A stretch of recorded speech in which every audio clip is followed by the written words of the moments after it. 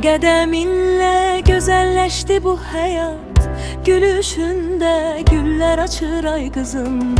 Həyalımda qanadlanır arzular, ümidlərim işıq saçır ay qızım. Həyalımda qanadlanır arzular, ümidlərim işıq saçır ay qızım. Sənlə daddım bu həyatın dadını, dəniz gözlüm özüm qoydum adını. Alışdırdın ürəyimin odunu, sevincinlə qəmim qaçır ay qızım.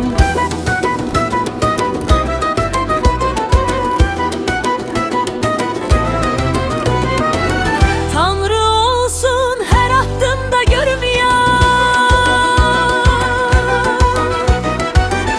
atan sənə xoşbəxt ömür arzular. Bu dünyada hər nə qədər arzu var, bizim üçün Allah seçir ay qızım.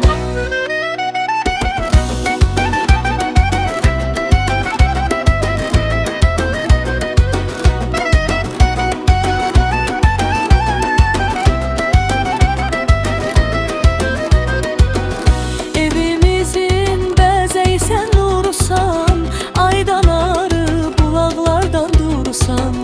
Nə yaxşı ki sən Ruslanın varısan, böyüyürsən illər keçir ay qızım. Nə yaxşı ki sən Ruslanın varısan, böyüyürsən illər keçir ay qızım. Sənlə daddım bu həyatın dadını, dəniz gözlüm özüm qoydum adını. Alışdırdın ürəyimin odunu, sevincinlə qəmim qaçır ay qızım.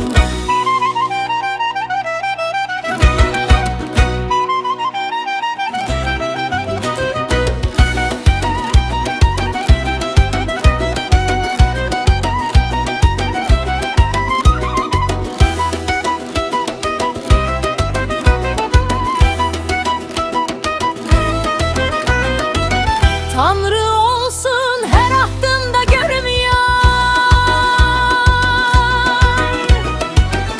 atan sənə xoşbəxt ömür arzular. Bu dünyada hər nə qədər arzu var, bizim üçün Allah seçir ay qızım. Nə yaxşı ki sən Ruslanın varısan,